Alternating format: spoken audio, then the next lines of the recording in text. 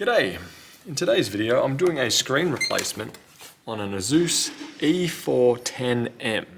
This particular one has got a cracked display and these are the steps I'm going to do to get in there.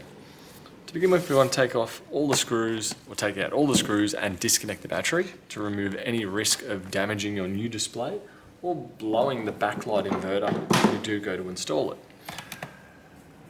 Typically I skip this step, but on this particular one with the screws already missing out of it, I'll just proceed ahead and do that. And it's also advisable for people that don't work on these to do that out of habit, just in case anything goes wrong. While we're in here, you'll probably see how unupgradable this particular model is. So I'm just going between the gap here. If I get a thin pry tool, it should come apart quite easily. There we go, and we're in. And we have one 250 gig NVMe SSD randomly floating inside of here.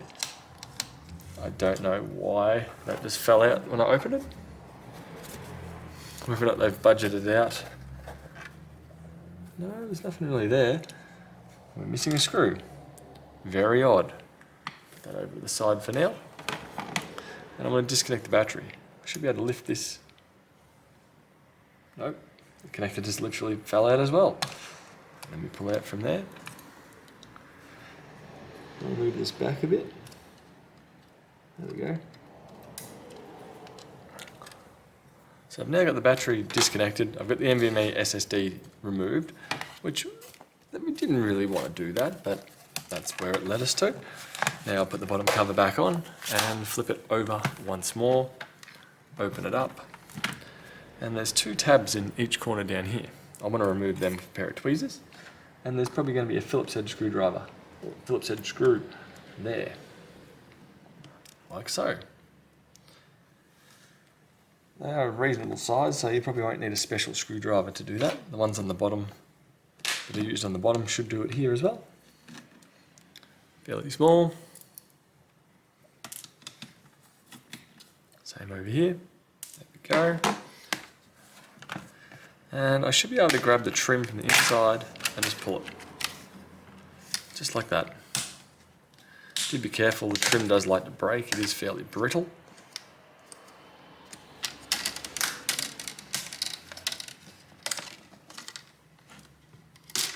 There we go. One removed. Now I'll compare the replacement screen that I've got. Line that up. Should fit the dimensions. These ones are classified as a super slim or borderless display, as they are very narrow on the sides. And this is going to be the next bit of drama, is how to get this out. Typically what I do here is use heat, or just try and bend the back and pull it like so.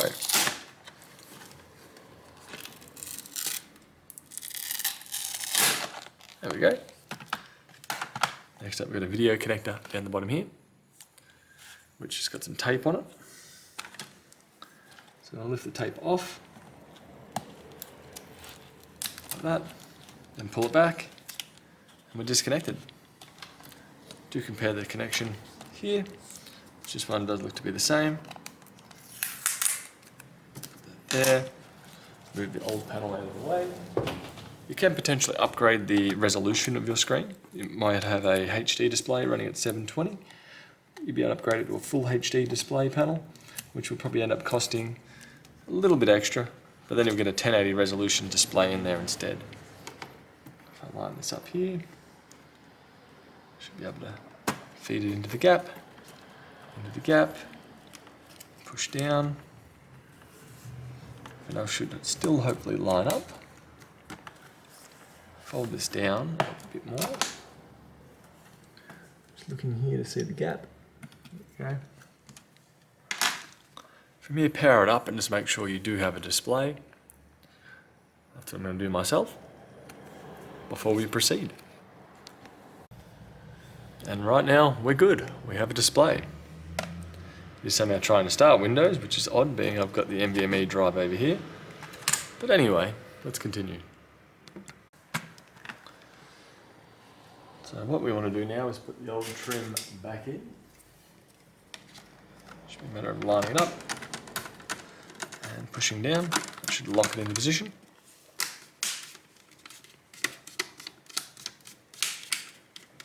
There we go, it should just click into position as you go around it.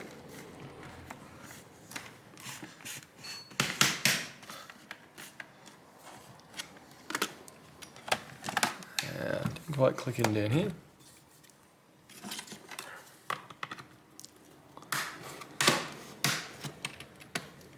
Go.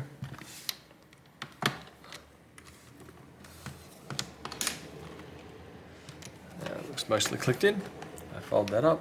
Should be looking all right. Okay.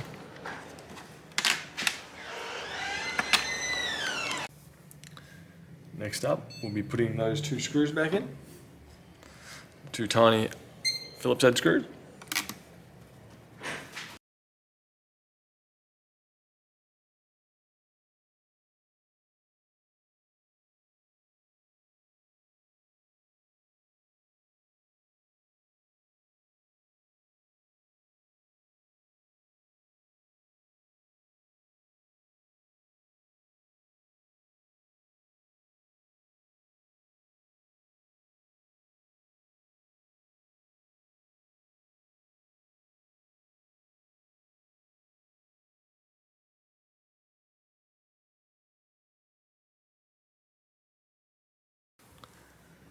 So once you've tested out your screen, next up, you want to reconnect that battery.